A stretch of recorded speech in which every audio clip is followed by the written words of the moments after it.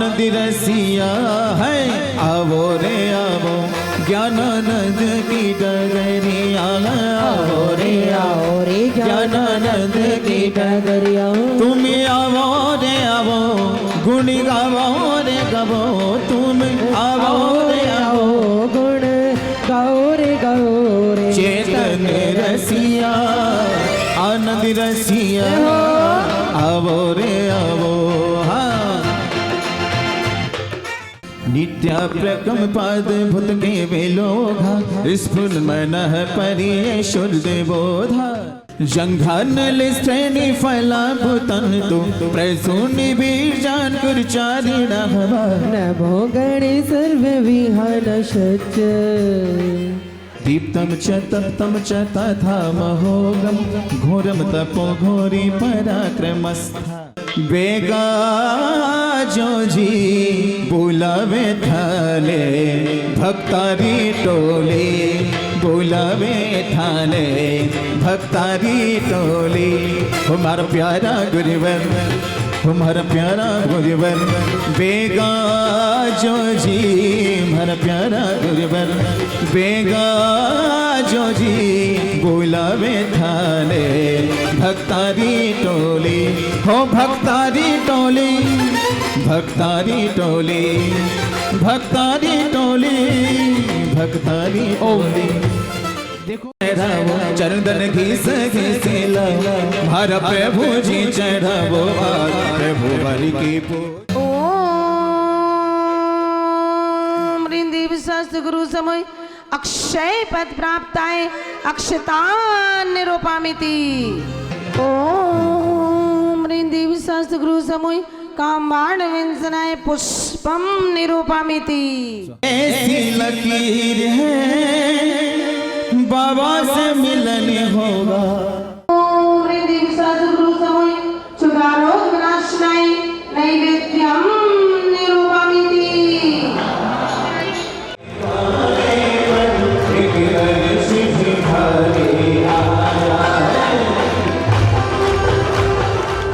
अस्माकं चक्रवर्ती परिवार कर कमले जतफलादि अर्घ्यम निर्मान्ति आए रे आए वो शर्द तेरी आए ओम ह्रीं मरिं टाठा डाडाणा अनाहत पराक्रमाय सिद्धाधिपते नैरुद्यदिशि अनर्घे पद प्राप्ताय अर्घ्यं निर्मामिति ओम ह्रीं मरिं पाभावामा अनाहत पराक्रमाय सिद्धाधिपते वायुदिशि अनर्घे पद प्राप्ताय अर्घ्यं निरूपामिति ओम ह्रीं मरिं अरलवानाहत पराक्रमाय सिद्धाधिपते उत्तर दिशि अनर्घे पद प्राप्ताय अर्घ्यं निरूपामिति ओम ह्रीं मरिं शासशाह अनाहत पराक्रमाय सिद्धाधिपते ईशान दिशि अनर्घे पद प्राप्ताय अर्घ्यं निरूपामिति ओम ह्रीं नमो सिद्धाणं सिद्धि चक्राधिपति सम्मतनानंद रणादि अट्टगुण संयुक्तान अनर्घ पद प्राप्त अर्घ्यं निर्मामिति वे मधुर सुफल लय अर्घ अढ़ विधि संचरो षोडश गुणान्वित सिद्धि चक्र चितारे वर पूजा ओम ह्रीं नमो सिद्धाणं सिद्ध परमेश्वरे नमः षोडश गुण संयुक्ताय अनर्घे पद प्राप्ताय अर्घ्यं निरूपामिति ओम ह्रीं नमो सिद्धाणं सिद्ध परमेश्वरे त्रिसद्गुण संयुक्ताय अनर्घे पद प्राप्ताय अर्घ्यं निरूपामिति नमो सिद्धाणं चतुष्षष्टि गुण संयुक्ताय सिद्ध परमेश्वरे अत्रत्र समोषणम् आवाहनम् ओम ह्रीं नमो सिद्धाणं श्री सिद्ध परमेश्वरे चतुष्षष्टि गुण संयुक्ताय जन्म जरा मृत्यु विनाशनाय जलम निरूपामिति स्वाहा ओम ह्रीं नमो सिद्धाणं श्री सिद्ध परमेश्वरे चतुष्षष्टि गुण संयुक्ताय अक्षय पद प्राप्ताय अक्षतान निरूपामिति स्वाहा नमो सिद्धाणं श्री सिद्ध परमेश्वरे चतुष्षष्टि गुण संयुक्ताय कामाण विंसनाय पुष्पम निरूपामिति ओम ह्रीं नमो सिद्धाणं श्री सिद्ध परमेश्वरे चतुष्षष्टि गुण संयुक्ताय मोहंधिकार विनाशनाय दीपम निरूपामिति स्वाहा ओम ह्रीं नमो सिद्धाणं चतुष्षष्टि गुणसंयुक्ताय सिद्ध परमेष्ठेभ्यो महार्घ्यं निरूपयामि। ओम ह्रीं जिन सिद्धेभ्यो नमः अनर्घ्य पद प्राप्त अर्घ्यं निरूपयामि। ओम ह्रीं अनंतावधि जिन सिद्धेभ्यो नमः अनर्घ्य पद प्राप्ताय अर्घ्यं निरूपयामि। गुरु भक्ति का क्या फल होता है? कृपया हमारी इस जिज्ञासा का समाधान कर हमें अनुग्रहित करें। अच्छा सवाल है मैना सुंदरी का कि श्रीपाल ने तो मुनि को कोड़ी कोड़ी कहा था, इसलिए कुष्ठ हुआ। मैना सुंदरी के कौन से पाप कर्म का उदय था कि उनका कोड़ी पति से विवाह हुआ? भव्यात्माओं, जब किसी लड़की का किसी पुरुष से विवाह हो जाता है तो पुरुष अगर अच्छे काम करता है तो कहीं ना कहीं पत्नी की अनुमोदना होती है, और पुरुष गलत काम करता है तब भी कहीं ना कहीं पत्नी की अनुमोदना होती है।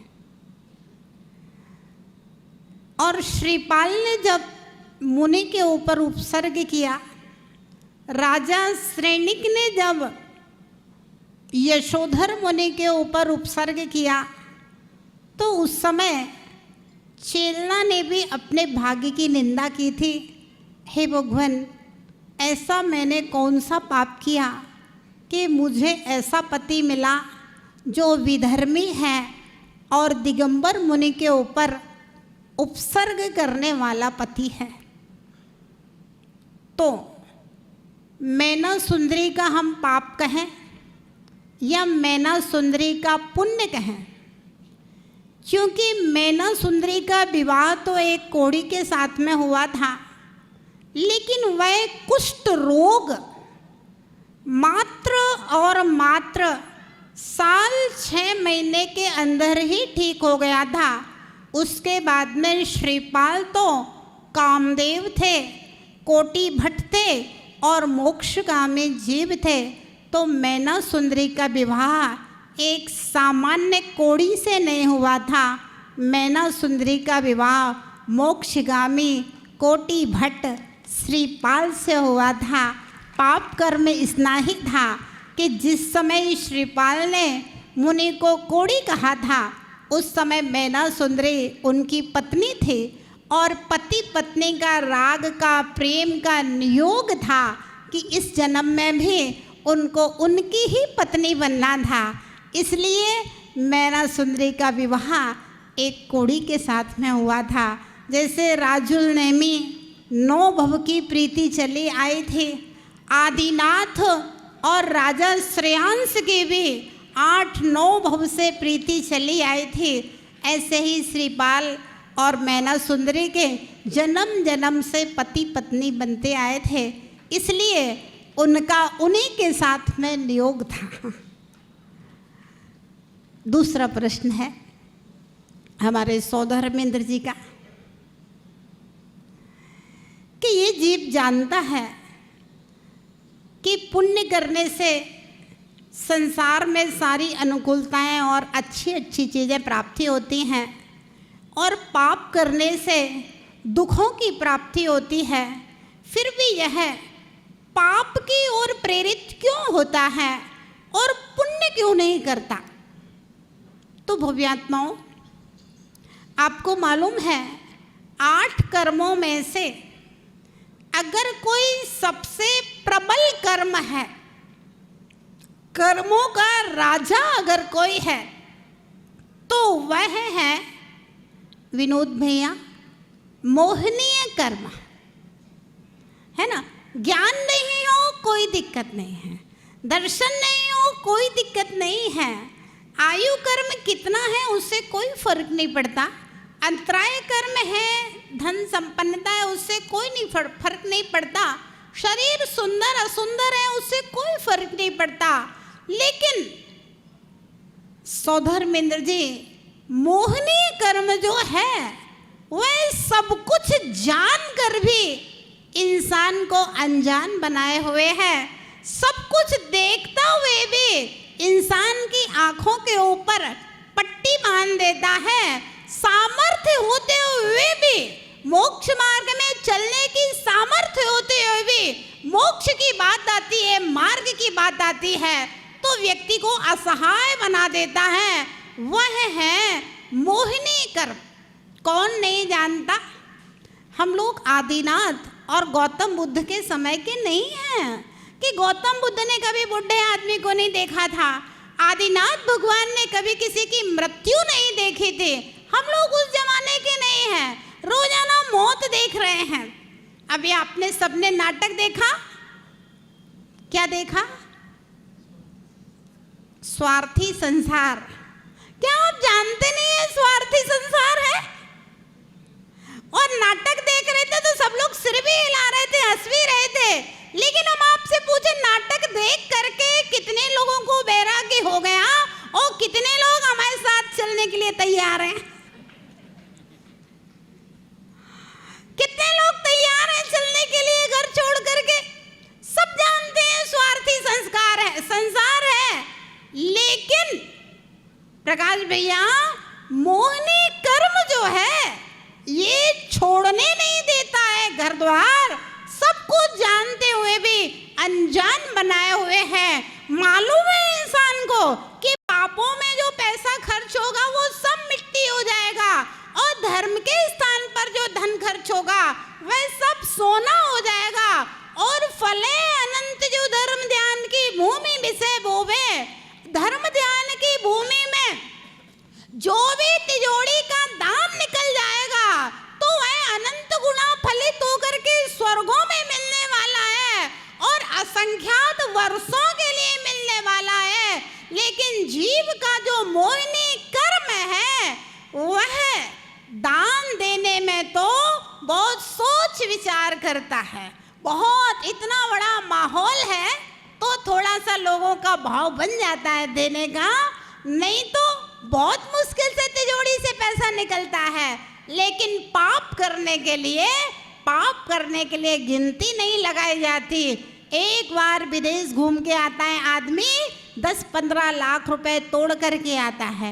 एक बार इंडिया में भी घूमने जाता है तो 1-2 लाख रुपए तो 8 दिन के अंदर मिटा करके आ जाता है। लेकिन दान देने की बात आती है, धर्म करने की बात आती है तो उसको थोड़ा थोड़ा गिन गिन करके करता है।